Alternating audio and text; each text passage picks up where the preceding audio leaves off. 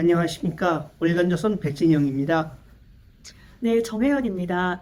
자, 저희 앞서서 방송을 했는데 요즘은 아주 탄핵 전국입니다.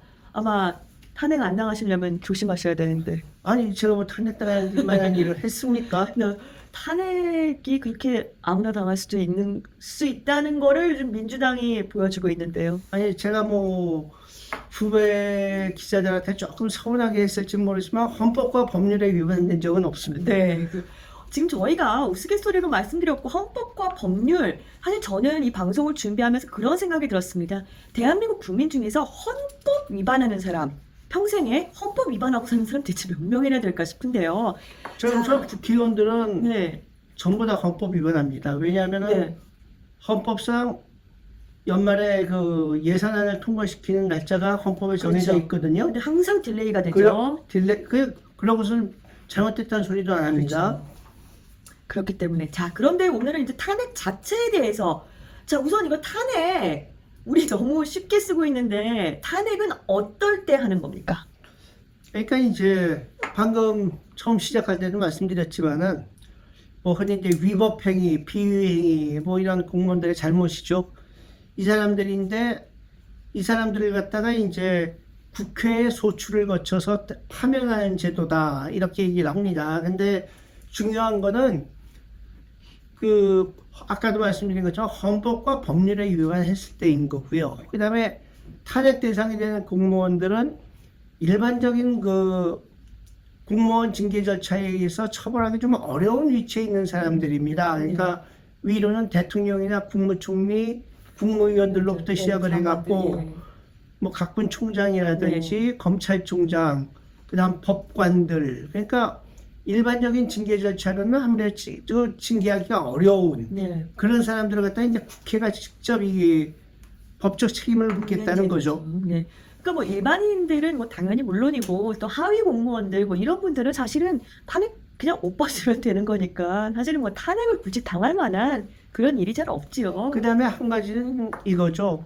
흔히 이제 요새 또 그런 얘기를 하는 분들이 많고요. 옛날에 뭐 박근혜 대통령 탄핵 때에도 그렇고 또 지금도 얘기가 나오는 게 대통령이 이렇게 잘못하고 이렇게 여론조사 결과가 20% 밑으로 나오고 이러면은 탄핵돼야 되는 거 아니냐 이런 소리를 쉽게 하시는 분들을 주변에서 많이 봅니다. 그런데 그 대통령이 정치를 잘못했다고 해서 혹은 뭐 지지율이 낮다고 해서 탄핵을 할 수 있는 게 아니고요. 말씀드린 것처럼 그 행위에서 헌법과 법률에 위반된 게 있느냐. 물론 탄핵은 본질적으로 정치재판의 측면이 있긴 합니다만은 우리나라에서는 그러니까 흔히 헌법시에 그렇게 얘기를 합니다. 탄핵재판은 정치재판 플러스 사법재판이다. 근데 우리나라에서는 정치재판으로서의 측면만 강조가 되고 치우쳐져 있죠. 사법적으로 그걸 엄밀하게 들여다보려는 노력은 부족한 것 같습니다. 네. 그러니까 과연 뭐 제가 예를 들어서 누가 미운데 이거 좀 법으로 좀 위배를 한 것 같아요. 그렇다고 해도 그 사람을 이제 막 수를 모아서 힘으로 밀어붙여서 저 사람 탄핵해야 된다. 뭐 이럴 수는 없다. 사실 그건 다분히 마녀 사냥적인 그런 그렇죠. 개념이 좀 있다는 말씀이신데, 근데 지금 오늘날 이렇게 탄핵 정국이 된 것은 민주당 탓이 좀 있는 거 아닙니까?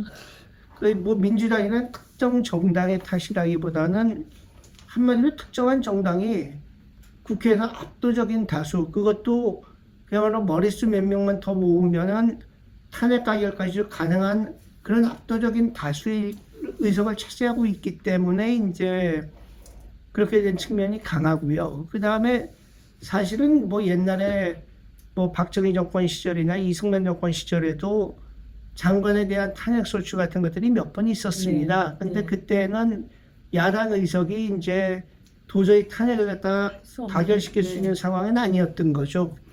근데 이제 요즘은 맨날 국회에서 보면 이게 반쪽짜리 국회라고 얘기하는 게 안건에 올리면 절반은 나가고, 예를 들어서 국힘이 올리면 민주당 다 나가고, 그죠? 민주당이 올리면 국힘 다 나가고, 그러고 나서 결국은 힘을 앞세워서 다수당의 지금 민주당이니까 그냥 가결시키고, 그런 일이 굉장히 비일비재하잖아요. 그렇죠. 걷다가 사실은 뭐 의석수가 어느 정도 비등하다든지 그러면 탄핵을 할 때에도 탄핵 사유를 갖다가 이제 좀 합리적으로 제시한다든지 그럴 텐데 이거는 이제 뭐 사실은 거의 뭐 묻지마 탄핵이라고 할 정도로다가 무리하게 밀어붙이고 있고요. 이거야말로 정말 뭐 토크빌이라든지 아니면 존 스튜어트 밀 같은 분들이 다수의 폭정이라는 걱정을 했었습니다. 네. 민주주의는 이제 다수의 폭정으로 갈 네. 수가 있다. 근데 네. 이거야말로 정말 다수의 폭정 내지는 입법부 독재로 가는 게 아닌가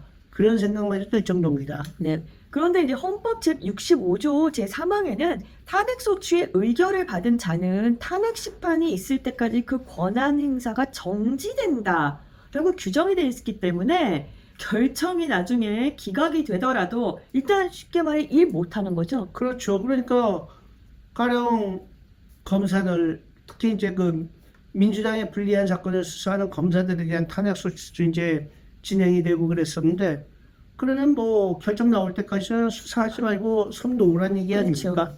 대통령도 뭐 업무 정지고 그렇죠. 사실상 장관들도 업무 정지고 그 사실은 이게 만약에 또 이게 항제 재판이 막 빨리 나오는 게 아니잖아요. 걷다가 지금 또 헌법재판소 재판관이 또 공석이죠. 공석이죠. 네.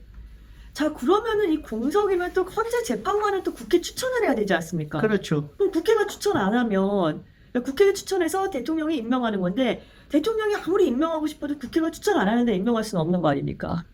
국회가 이제 헌법재판관을 추천할 수 있는 게 세 자리인데 네.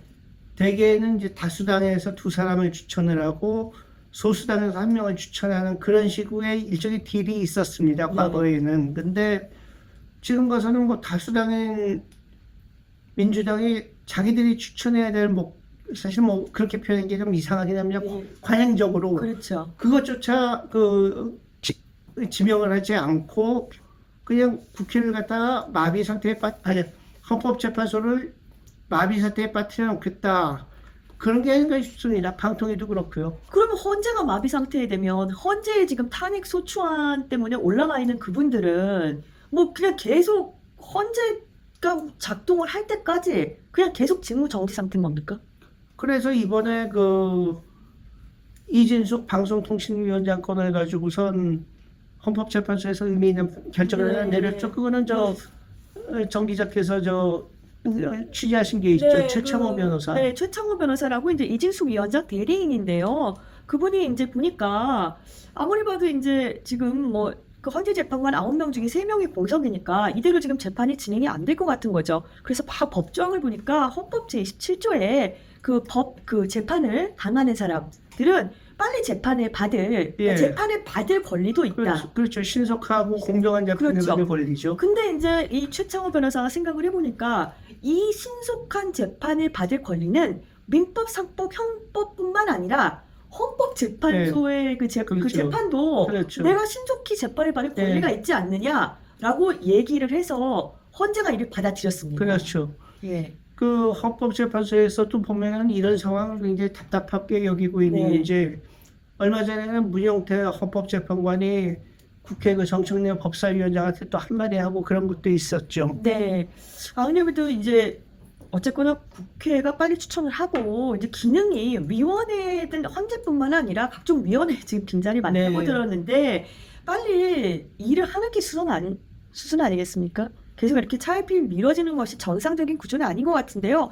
사실 저희가 이제 교과서적으로 배울 때는 국회라는 곳은 여당, 야당이 있기 때문에 그 안에서 서로 싸우기도 하고 의견 조율도 하고 뭐 그러면서 대민주주의를 뭐 이어가고 뭐 법치주의를 뭐 수호한다 이렇게 얘기를 배웠는데 제가 배운 게 맞는지 모르겠습니다만 요즘은 좀 그런 거에 대한 의구심이 드는데 이게 맞습니까?